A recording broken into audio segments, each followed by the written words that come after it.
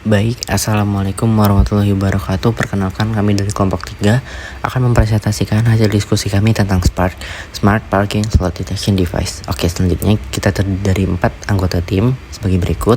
Dan kami akan membahas tentang deskripsi masalah, pengenalan pola, representasi data dan abstraksi, flowchart, pseudocode, dan analisis Big O. Next. Pertama, deskripsi masalah. Perkenalkan, saya Amar Raden Syarif dengan NPM 25065855100. Nah, di sini akan menjelaskan deskripsi masalah. Area parkir kampus itu, khususnya parkir teknik, sulit dipantau karena mahasiswa tidak mengetahui slot parkir yang tersedia. Nah, efeknya adalah terjadinya pemborosan waktu sehingga kurang efisien dalam waktu. Nah, itu kondisinya semakin kompleks karena area parkir teknik itu terhitung sempit dibandingkan jumlah mahasiswanya. Nah, karena sistem parkir konvensional itu masih bergantung kepada pengamatan langsung sehingga informasinya sering telat dan tidak akurat. Nah, dari permasalahan tersebut kita perlu sistem parkir pintar untuk mendeteksi status setiap slot parkir, menghitung jumlah slot yang tersedia, dan memberikan informasi ketersediaan parkir secara real time kepada pengendara. Baik, perkenalkan kembali, nama saya Fadil Syputra. Di sini saya akan melanjutkan penjelasan tadi, di mana untuk menyelesaikan masalah yang kompleks tersebut, kami menggunakan pilar komputasi yaitu dekomposisi, di mana kami sistem menjadi 4 modul. Yang pertama ada modul deteksi yang berfungsi untuk mengubah sinyal fisik dari sensor mobil menjadi data biner. Lalu yang kedua ada modul rekapitulasi, berfungsi untuk menghitung data dari seluruh sensor untuk mengetahui total slot kosong. Lalu yang ketiga ada modul navigasi jarak, di mana berfungsi untuk mengkalkulasi rute terdekat bagi pengendara untuk mencapai slot kosong. Dan yang terakhir ada modul tampilan, di mana berfungsi untuk menerjemahkan data menjadi visual di layar LED gerbang. Selanjutnya, kami melakukan pengenalan pola, di mana pola relevan yang dapat diidentifikasi untuk memecahkan masalah ini adalah yang pertama ada pola hierarki atau struktural, di mana area parkir memiliki struktur berjenjang, yaitu gedung, lantai, lalu slot parkir. Yang kedua ada pola biner atau status, di mana hanya akan memiliki 2 kemungkinan state keadaan, yaitu kosong atau 0 dan terisi kendaraan atau 1. Lalu yang ketiga ada pola pembaruan terjadwal, di mana sistem akan terus-menerus melakukan looping atau polling setiap 5 detik contohnya untuk memperbarui tampilan informasi. Lalu yang keempat ada pola pencarian jarak proximity, di mana mencari slot terdekat. Dan yang terakhir ada pola akumulasi, di mana total ketersediaan ruang adalah hasil penjumlahan seluruh slot yang memiliki status 0 di seluruh lantai. Lalu selanjutnya ada representasi data dan abstraksi, di mana untuk representasi data, area parkir direpresentasikan menggunakan array 2 dimensi atau 2D array atau list of list, di mana baris atau indeks I merepresentasikan lantai atau floor, kolom dengan indeks J merepresentasikan nomor slot. Lalu yang kedua ada status slot, kita menggunakan tipe data boolean atau integer biner, di mana 0 itu sama dengan kosong dan 1 sama dengan terisi. Lalu ada data jarak, di mana data jarak tersebut disimpan dalam variabel numerik saat kalkulasi pencarian slot terdekat. Untuk abstraksinya, kita mengabaikan detail yang tidak perlu seperti jenis mobil, warna mobil, merek sensor, perangkat keras. Kita hanya fokus pada ID slot, lokasi, status sensor, dan juga jarak. Baik, selanjutnya perkenalkan lagi, nama saya Gabriel Canisius Jeremy Artoin dari Teknik Kimia Angkatan 2025. Saya akan jelaskan pertama itu tentang flowchart yang kelompok kami telah buat. Di sini mulai dengan start dan kemudian akan input jumlah lantai dan jumlah slot per lantainya. Kemudian akan dilakukan input lagi yaitu status lantai, dimulai dari urutan paling kecil dengan lantai paling kecil dan juga slot paling kecil yang akan masukkan status sudah kosong atau masih terisi, yaitu dengan kosong sama dengan nilai 0 dan terisi nilainya sama dengan 1. Kemudian akan dilakukan masuk ke kondisional pertama, di mana status parkir suatu lantai dan suatu slot di lantai tertentu.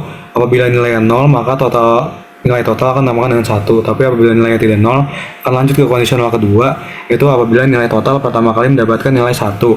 Pada kondisi ini, suatu lantai dan suatu slot tersebut dapat dinyatakan sebagai suatu slot dengan jarak paling dekat ke pengguna. Tapi apabila nilai bukan 1 pertama kali atau bukan 1, maka dia akan lanjut ke kondisional ketiga, di mana pada kondisional ketiga yaitu adalah total sama dengan 0. Ini untuk menentukan apa yang akan dihasilkan di output. Apabila totalnya sama dengan 0, maka akan dimasukkan print yaitu parkir penuh.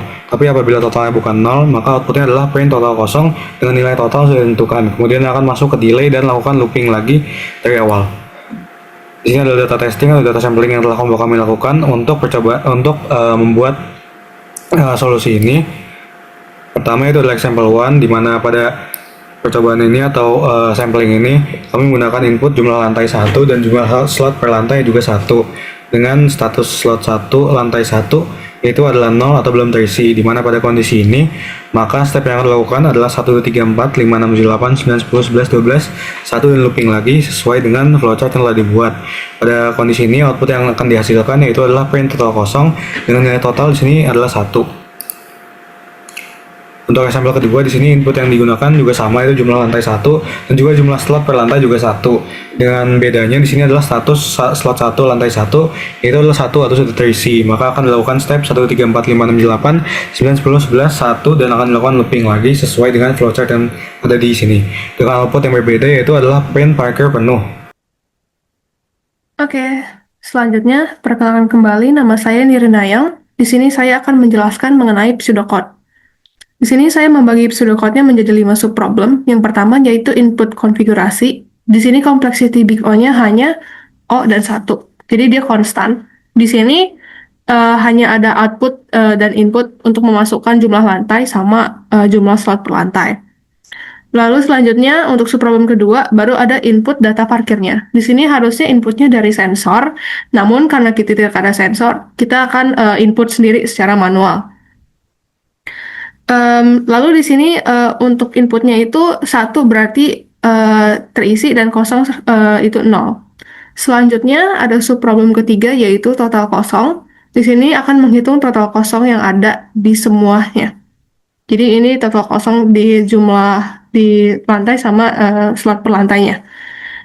Lalu selanjutnya ada di sini I itu jumlah lantai sama S itu slot per lantai. Selanjutnya ada subproblem keempat yaitu slot yang terdekat di mana hanya ada output yaitu di sini ada yang terdekat di lantai berapa sama slot keberapa. Juga ada for-nya di sini untuk I 0 itu tuh jumlah lantai min 1 sama S sama dengan 0 tuh slot per lantai min 1 juga. Selanjutnya ada subproblem kelima yaitu update. Di sini harusnya ada update berkala sesuai dengan sensornya. Namun karena kita tidak ada sensor, nanti kalau misalnya ini dibuat menjadi program dan kita run di programnya, itu bakalan hanya mengulang yang sudah di-input tadi. Jadi tidak update sebenarnya, kecuali kalau emang ada sensor realnya. Di sini juga ada delay 3 detik, jadi setiap 3 detik dia baru update. Nggak langsung update. Selanjutnya, ada analisis big O. Di sini analisis big O kita yaitu O(n) kali M sama O(n) kuadrat. Ini jika M-nya itu sama dengan N. Kenapa? Karena dia itu ada for di lantai sama for di slot. Jadi 2 kali. Misalnya kalau misalnya ada 3 lantai sama 4 slot, berarti ada 12 kali operasi. Terus di sini untuk subproblem pertama dia itu konstan ya yang tadi saya bilang. Untuk yang lain-lain seperti yang ini, subproblem kedua, ketiga, keempat, dan kelima itu semuanya pakai O(n) kali M. Karena dia for-nya ada 2 kali di sini. For, sama di sini juga ada while-nya. Baik, selanjutnya perkenalkan kembali saya Amaradin Syarif. Nah, jadi kesimpulannya adalah di sini sistem ini merupakan solusi komputasional yang efisien dan skalabel. Dia menggunakan penyelesaian masalah secara menyeluruh. Buktinya adalah sistem informasi parkir ini berhasil merespon tantangan parkir kampus dengan menyediakan pemantauan real time dan pencarian rute slot terlihat secara otomatis. Nah, di sini juga kami telah menerapkan pilar computational thinking, yaitu dekomposisi, penanaman pola, abstraksi, dan perancangan algoritma, sehingga menghasilkan dampak akhir berupa dia juga sistem ini mengeliminasi waktu yang terbuang bagi pengendara, mencegah kemacetan di dalam area parkir, dan memberikan pengalaman pengguna yang lebih responsif. Oke, mungkin cukup sekian dari kelompok 3 yang dapat disampaikan. Terima kasih atas segala perhatiannya. Wassalamualaikum warahmatullahi wabarakatuh.